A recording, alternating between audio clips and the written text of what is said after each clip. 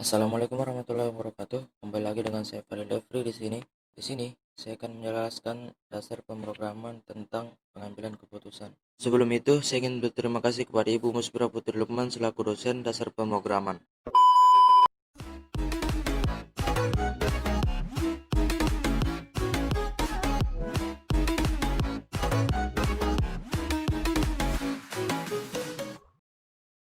Pengambilan keputusan dibagi menjadi beberapa bagian, yaitu yang pertama, operator kondisi, yang kedua, pernyataan if, yang ketiga, pernyataan if else, yang keempat, pernyataan if dalam if, yang kelima, pernyataan else if, yang terakhir, pernyataan switch. Operator kondisi. Banyak persoalan yang diperlukan untuk membuat keputusan, misalnya dalam menentukan bilangan ganjil atau bilangan genap. Oleh karena itu, bahasa C menyediakan beberapa jenis pernyataan berupa yang pertama, pernyataan if, yang kedua, pernyataan else, yang ketiga, pernyataan switch. Pernyataan-pernyataan tersebut memerlukan suatu kondisi sebagai basis dalam pengambilan keputusan. Kondisi umum yang dipakai berupa keadaan benar dan salah. Operator yang digunakan untuk menghasilkan kondisi benar dan salah bisa berupa operator relasi dan bisa juga berupa operator logika. Operator dibagi menjadi tiga bagian, yaitu sebagai berikut. Yang pertama, operator relasi, yang kedua, operator logika, yang terakhir, prioritas operator logika dan relasi. Operator relasi. Operator relasi biasa dipakai untuk membandingkan dua buah nilai.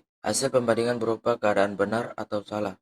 Berikut adalah operator relasi. Selanjutnya yaitu operator logika. Operator logika merupakan simbol yang biasa dipakai untuk menghubungkan ekspresi relasi. Berikut adalah simbol dari operator logika. Yang terakhir yaitu prioritas operator logika dan relasi. Tabel berikut ini memberikan penjelasan singkat mengenai prioritas di antara berbagai operator logika dan operator relasi. Selanjutnya yaitu pernyataan if. Pernyataan if mempunyai bentuk umum sebagai berikut. Bentuk ini menyatakan yang pertama, jika kondisi yang diseleksi adalah benar atau bernilai logika 1, maka pernyataan yang mengikutnya akan diproses. Sebaliknya, jika kondisi yang diseleksi adalah tidak benar atau logika bernilai 0, maka pernyataan yang mengikutinya tidak akan diproses. Selanjutnya yaitu pernyataan else. Pernyataan else mempunyai bentuk umum yaitu sebagai berikut. Arti dari pernyataan if else yang pertama, jika kondisi benar, maka pernyataan 1 dijalankan. Sedangkan bila kondisi bernilai salah, maka pernyataan 2 yang dijalankan. Selanjutnya yaitu pernyataan if dalam if. Secara umum, bentuk dari pernyataan ini adalah sebagai berikut, di mana if kondisi kedua di dalam dari if kondisi pertama. Maksud dari pernyataan tersebut adalah yang pertama, kondisi yang akan diseleksi pertama kali adalah kondisi yang terluar atau kondisi pertama. Jika kondisi 1 atau kondisi terluar bernilai salah, maka statement else yang terluar akan diproses. Jika else tidak ditulis, maka penyeleksian kondisi akan dihentikan. Yang kedua, jika kondisi 1 bernilai benar atau kondisi terluar bernilai benar, maka kondisi berikutnya yang lebih dalam atau kondisi 2 akan diseleksi. Jika kondisi kedua bernilai salah, maka statement else pasangan dari if yang bersangkutan yang akan diproses. Jika else tidak ditulis, maka penyeleksian kondisi akan dihentikan. Yang ketiga, dengan cara yang sama, penyeleksian kondisi akan dilakukan sampai dengan kondisi n, jika kondisi-kondisi sebelumnya bernilai benar. Selanjutnya itu pernyataan else if. Bentuk umum dari pernyataan else if adalah operan 1, operator, operan 2. Jenis operasi yang dikenakan bergantung pada jenis operator yang dimasukkan oleh user. Yang pertama, jika operator berupa tanda kali, maka operan 1 akan dikalikan dengan operan 2. Jika operator berupa tanda bagi, maka operan 1 akan dibagi dengan operan 2. Jika operator berupa tanda tambah, maka operan 1 akan ditambah dengan operan 2. Jika operator berupa tanda minus, maka operan 1 akan dikurangi dengan operan 2. Kalau operator yang dimasukkan bukan merupakan salah satu dari jenis operator yang di atas, maka ekspresi tersebut tidak akan diproses dan akan mendapatkan pesan berupa invalid operator. Selanjutnya itu pernyataan switch. Pernyataan switch merupakan pernyataan yang dirancang khusus untuk menangani pengambilan keputusan yang melibatkan sejumlah alternatif, misalnya untuk menggantikan if bertingkat. Bentuk umumnya dari pernyataan switch adalah sebagai berikut. Maksud dari pernyataan tersebut adalah pengujian pada switch akan dimulai dari konstanta 1. Kalau nilai konstanta 1 cocok dengan ekspresi, maka pernyataan 1 dijalankan. Kata kunci break harus disertakan di bagian akhir di setiap pernyataan case yang akan mengarahkan eksekusi ke akhir switch. Kalau ternyata pernyataan 1 tidak sesuai dengan nilai ekspresi, pengujian dilanjutkan dengan konstanta 2 dan berikutnya serupa dengan pengujian pada konstanta pertama. Jika sampai pada pengujian case yang terakhir